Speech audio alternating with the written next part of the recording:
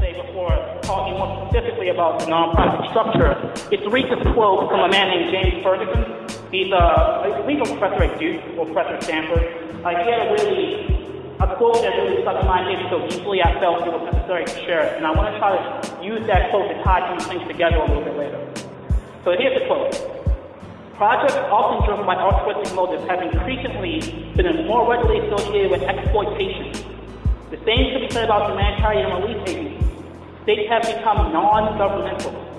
As a worker for Save the Children observed of a private military company in Sierra Leone, they bang kids very effectively. We have grown accustomed to a language of global flows and thinking about globalization.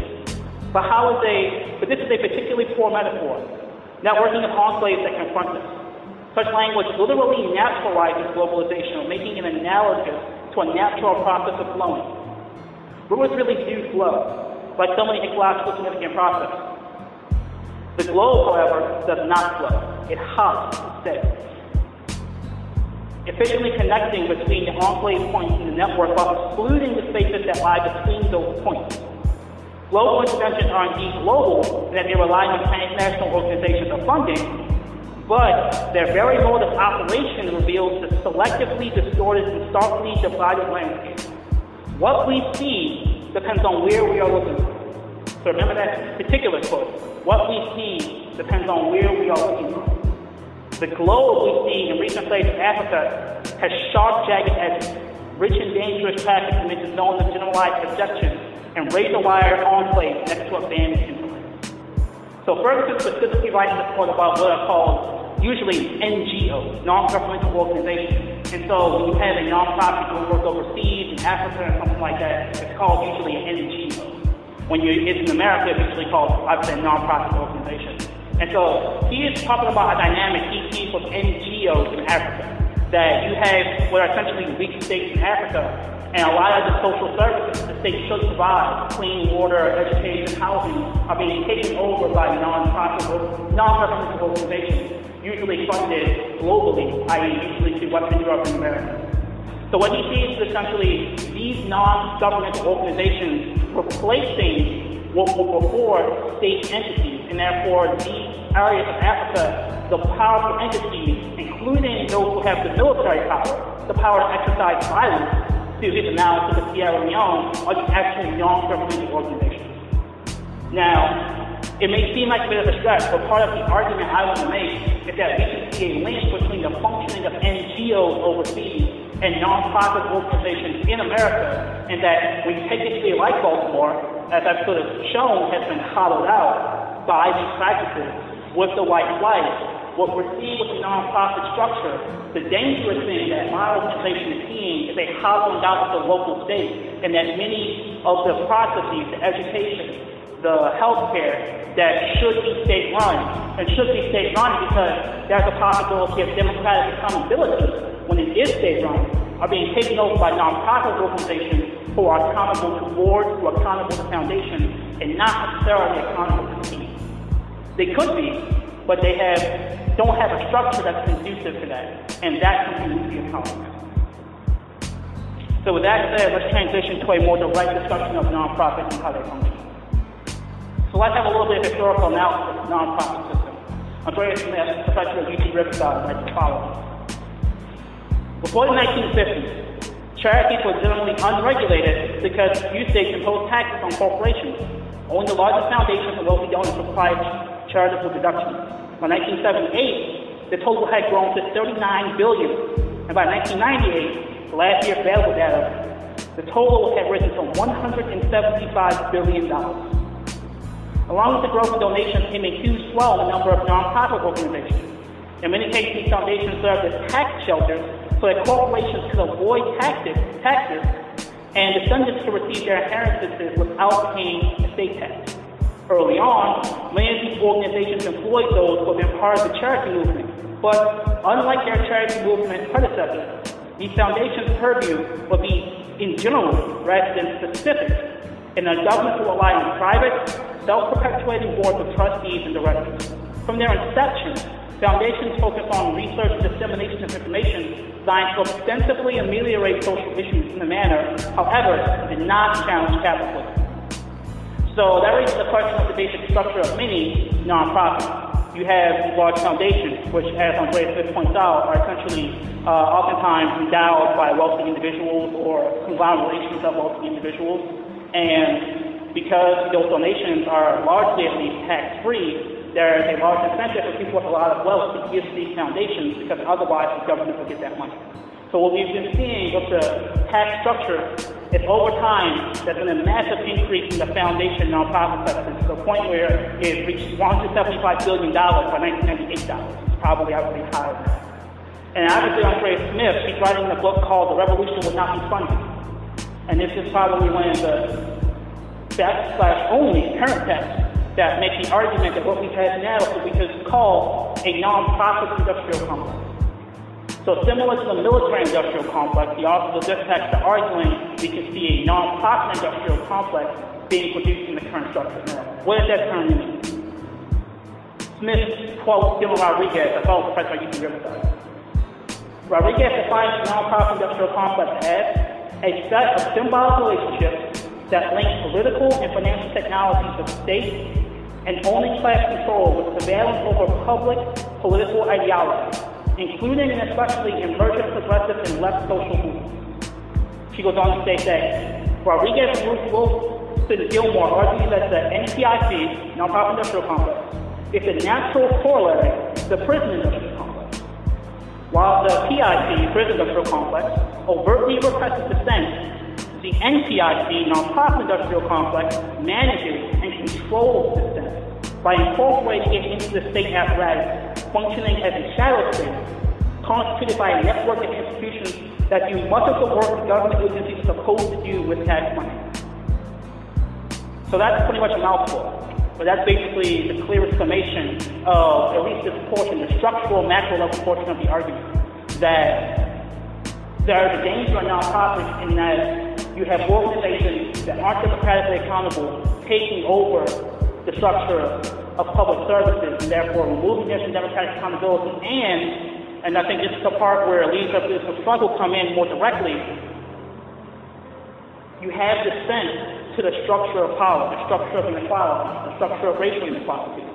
And as opposed to allowing that dissent to foment, and so that to have this institution of dissenters that can organically present themselves and organically represent the interests of the people, what Rodriguez, Gilmore, and Smith are arguing is that the nonprofit structure has become essentially a relief valve for the social pressures that have been produced by neoliberalism, that have been produced by the failure of capitalism to go back to Ferguson, effectively flow to spread the wealth everywhere.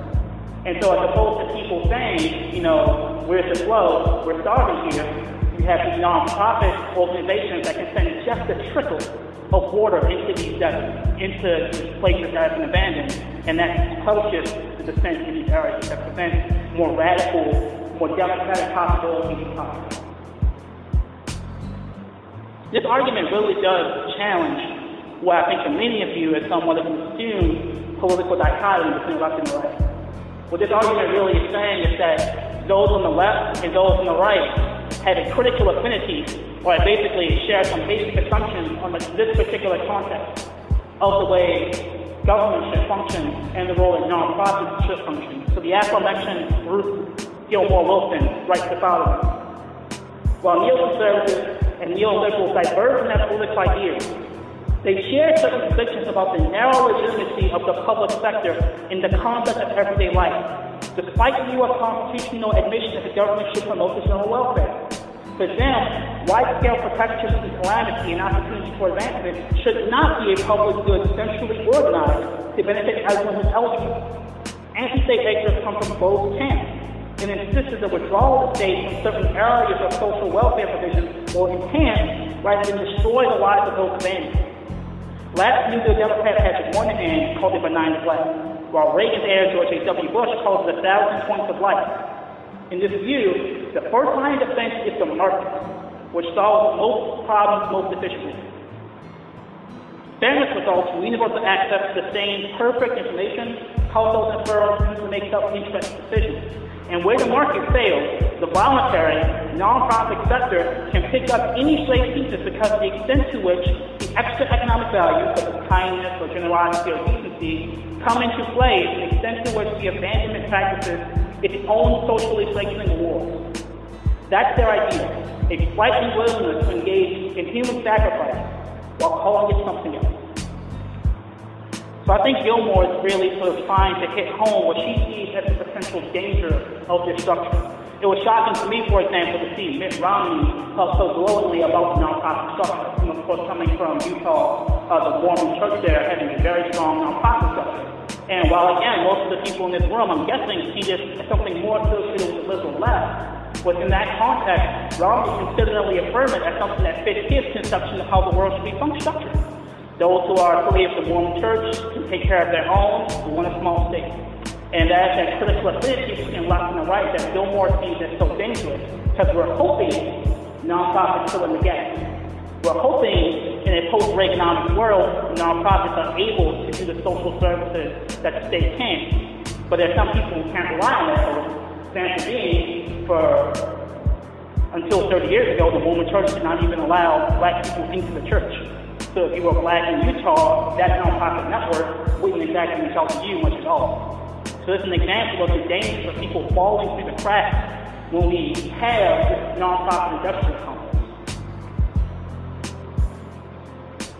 Okay. So let's get into some specific examples. All right, I'm going to try to go through these somewhat quickly.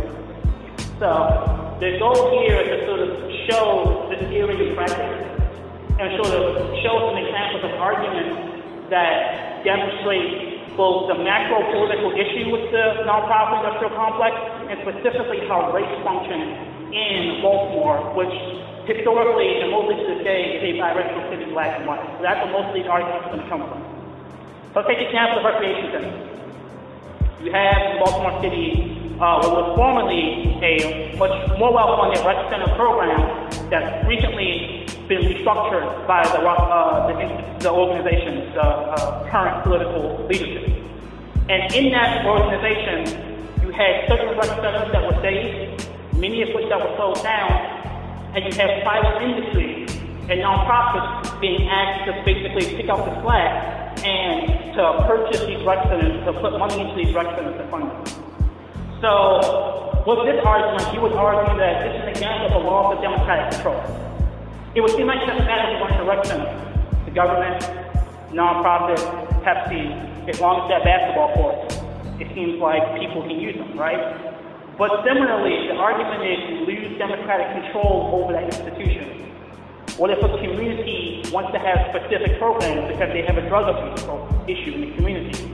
If you have an elected official to go to from that community who is responsible for that rec center, then the community can leverage the democratic power over that elected representative to get what they need in that rec center. If the rec center is controlled by a nonprofit or a private organization, that private organization is accountable to their shareholders and their board, and the nonprofit organization is largely beholden to their board and their donors. So if drug treatment isn't part of what they do or what they're interested in promoting, if that's not what the donors want to be funding, then the community's out of luck. And that's an example of how even if it seems like a generally good-hearted attempt to continue to promote and prop up the social structure, who controls institutions can be really important to what they function, meeting the needs of the people. Now, it also raises the question of rec centers that they have no money. And I'm putting that in air quotes very specifically. An example of part of the issue with having a race-neutral discussion of things like government funding in the city is that it obscures the fact that the city does have a lot of money. It has, for example, one of the largest policing budgets in 4-3 sides in the country. And so it's not just a question of there is no money, it's a question of how those resources are spent. But when you look at how those resources are spent, you look at politics. And you can't look at the politics of Baltimore without talking about race. You have a high turnout, more affluent, more willing to donate white sector of Baltimore that sees high funding in policing as essential to that interest. So you have a political power in the city of Baltimore that sees the money Baltimore has, and there's political pressure to skew the balance of resources in Baltimore more toward policing. Now, there's of course an objective public safety necessity to do that. But there's also something else, something you can't see in a colorblind analysis. If you look at Baltimore, you see the red lights, you see the cars flashing their police lights constantly down the street. You have a desire for people to feel safe. And what you really have also is a desire for the wealthy white donors to feel safe from a nebulous threat of black criminality. This has been a trope of American politics ever since the 70s in the context of black criminality being a metric by what political decisions are made. So Baltimore has money, but because of a nexus of national level social issues and racial issues, it's choosing not to invest that money in residents. And if one is doing nonprofit work in these neighborhoods, you'll probably get stories of how there are no rec centers now, but that used to be 20 years ago, and you couldn't understand that without understanding the power relations that go into play.